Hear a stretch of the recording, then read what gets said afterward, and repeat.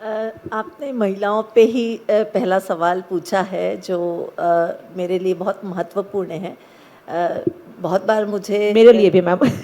मेरी बेटी मुझे हमेशा रिमाइंड करती है कि आप एक नॉर्मल यूनिवर्सिटी चला रही हैं, एक महिलाओं की यूनिवर्सिटी नहीं चला रही है। तो मुझे बताते हुए बहुत खुशी हो रही है कि ये बहुत ही इम्पॉर्टेंट पहलू है सोसाइटी के लिए, समाज के लिए। और मुझे लगता है कि जब मैंने विद्यापीठ की यहाँ पे शुरुआत की तो सबसे पहला कार्यक्रम जो मैंने यहाँ पे लिया या प्रोग्राम मैंने लॉन्च किया वो उन महिलाओं के लिए था जिन्होंने 2 से 5 साल का ब्रेक लिया था फॉर फैमिली रीजंस।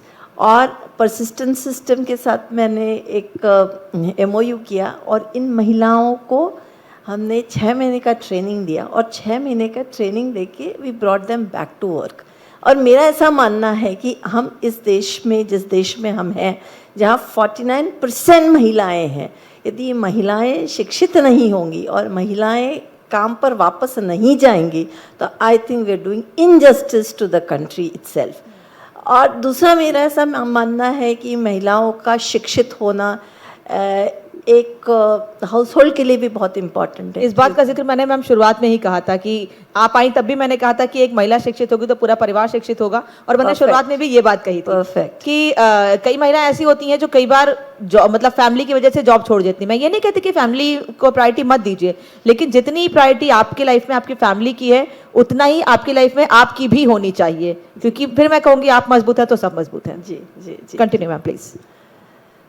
इसी पर्सपेक्टिव से मैंने मेरे करियर में भी ऐसे अनेक महिलाओं को I brought them back to work. ये तो मुझे फॉर्मल प्लेटफॉर्म मिला जिस प्लेटफॉर्म में मैंने महिलाओं को एक्चुअली ट्रेनिंग देके उन्हें वापस का I got them employment with the help of persistent system. पर साथ ही साथ ऐसे अनेक बार ऐसे मेरे सामने प्रसंग आए कि जब मैं खाली 34 साल की थी, जब मैं एक इंस्टीट्यूट की डायरेक्टर बनी और जब मुझे ये पहली बार ये कार्य दिया गया तो मैंने डिसाइड किया कि मतलब कॉलेज में बच्चे बोला करते थे कि यहाँ बहुत महिला मंडल है।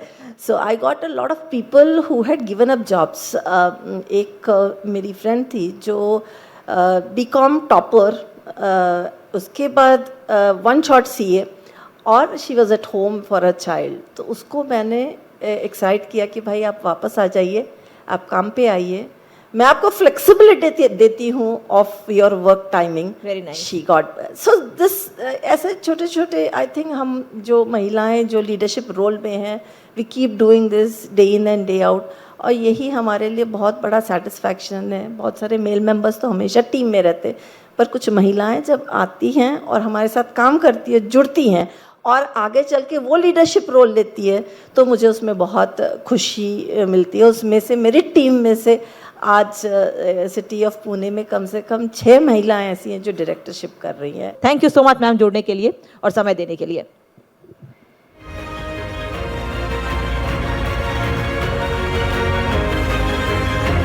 आज हम खुद को बहुत सौभाग्यशाली महसूस कर रहे हैं कि आप सभी लोग यहाँ पर आए, हमारे साथ बहुत खास मेहमान जुड़े, चर्चा हमने की और आप सभी लोग भी धैर्यपूर्वक बातें सुन रहे हैं। सतीश जी, सबसे पहले तो बहुत बहुत स्वागत आपका। और आप डायरेक्टर हैं व्यावसायिक शिक्षा एवं प्रशिक्षण निदेशालय। थोड़ा सा सबसे पहले अपने डिपार्टमेंट के बारे में बताइए कि युवाओं की हेल्प, मदद आप कैसे कर रहे हैं युवाओं को आगे बढ़ाने के लिए। मैडम, हमारा जो डिपार्टमेंट है ये इंडस्ट्री को लगने वाला जो मेन मैन पावर है वो सिर्फ अपने देश के लिए ही नहीं, देश के बाहर तक मैन पावर अपन देते हैं। उसके अंदर बेसिक ये है, आईटीआई के अंदर आईटीआई का जो बच्चा होता है ये मिडिल क्लास फैमिली का होता है। मिडिल क्लास फैमिली में कम से कम टाइम में ज़्यादा पैसा कमाने वाला एक अच्छा कोर्स है। इसके अंदर बच्चों को टेक्निकल जो स्किल होता है ये 70% होता है और थ्योरी जो होता है 30% होता है। आज के डेट में कोई भी स्किल जो होता है उसको n नंबर ऑफ वैल्यूज़ है। वो वैल्यू की वजह से बेनिफिट क्या होता है, गरीब से गरीब बच्चा ये आईटीआई करने के बाद तुरंत रोजगार स्वयं बन जाता है। कुछ बच्चे रोजगार को जाते हैं, कुछ बच्चे सेल्फ एम्प्लॉयमेंट करते हैं और कुछ बच्चे वर्टिकल में इंजीनियरिंग के डिप्लोमा के सेकेंड ईयर को एडमिशन पाते हैं। राज्य में नियर अबाउट 419 ITI है। ये 419 ITI के अंदर कुछ शासकीय ITI जो है 419 और 575 ये ITI प्राइवेट ITI भी है, और कम से कम 1.5 लाख बच्चे हर साल यहाँ पे प्रवेश करते हैं। और ऐसा अपन लास्ट से लास्ट बच्चों तक अपन पहुँचते हैं। क्या उनमें से ज़्यादातर बच्चों को रोज़गार मिल पाता है? इम्पोर्टेंट हमारा जो स्कीम होता है मैडम, जिसको अपन स्किल कहते हैं, इस स्किल के अंदर मैक्सिमम 70% तक अपन उन बच्चों को सबसे पहले तो अप्रेंटिस देते हैं। अप्रेंटिस एक ऐसा है कि जिसमें इंडस्ट्री फैमिलियर होना ज़रूरी है पढ़ाई के बाद, और वो होने के बाद में बच्चों को अच्छा सैलरी इनांस होता है। इसके अंदर सबसे अच्छी बात ऐसे कि महाराष्ट्र गवर्नमेंट ने भी MBPS के अंदर उनको एडिशनल इंसेंटिव दिया है। बच्चों को इंडस्ट्री भी इंसेंटिव देती है, जिसको सैलरी कहते हैं, अपन अप्रेंटिस का सैलरी बोलते हैं।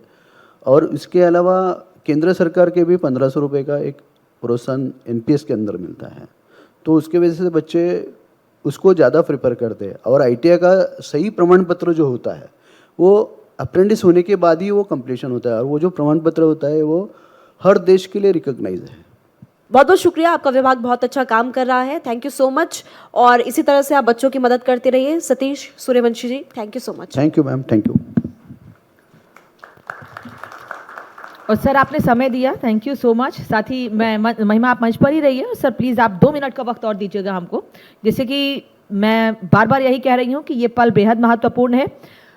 कौशल विकास से कैसे युवाओं को कौशल उनकी प्रतिभा पहचान कर उनको कैसे मजबूत करना है, कैसे उन्हें आगे बढ़ाना है, सरकारी योजनाओं का लाभ कैसे मिल सके, ये आपका डिपार्टमेंट ही लगातार सुनिश्चित करता है। तो ये पल हमेशा आपकी यादों में रहे, हमारी यादों में रहे। इसके लिए एक छोटा सा मोमेंटो और शॉल देकर सर को सम्मानित करें।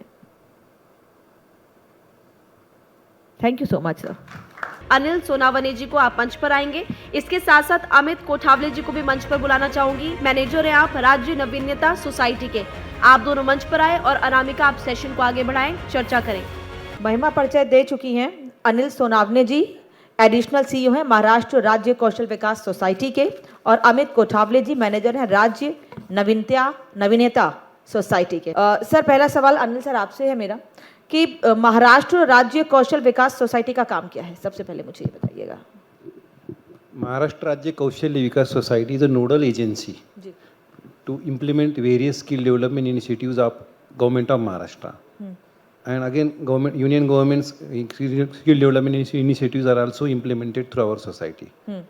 Skill development, you know that we give or we impart skill development training to the youths, any youth who is between the age bracket of 15 to 45 years of age, and who is willing to take the skill development training. And as we all are aware that this skill development is a very dynamic field nowadays, because in older days, whenever if you acquire any skill, you can conduct your career, or you can be relevant throughout your life. But nowadays we have to upgrade at least for 5 to 6 times in a lifespan. So that to understand this importance of the skill development, to implement various policy initiatives, this is the main objective and main function of our skill development society. और DD Pawar ji, आपका बहुत बहुत स्वागत है Republic media network में। हम बात करें विकसित महाराष्ट्र और मजबूत राष्ट्र की, कैसे महाराष्ट्र आज आगे बढ़ रहा है, कितना विकास हुआ। और हमने देखा है कि जब भी विकास की बात, और प्रधानमंत्री मोदी हमेशा कहते ही हैं कि युवा भारत का भविष्य है, तो युवाओं को आगे बढ़ाने के लिए महाराष्ट्र की कितनी भूमिका, क्या भूमिका है, इस पर चर्चा लगातार हम लोग कर रहे हैं। और मेरा पहला सवाल आपसे यही है कि रोजगार सृजन, यानी कि अगर हम देखें रोजगार के अवसर के लिए, तो केंद्र सरकार भी कौशल विकास पर लगातार जोर दे रही है, इस पर आपका क्या कहना है?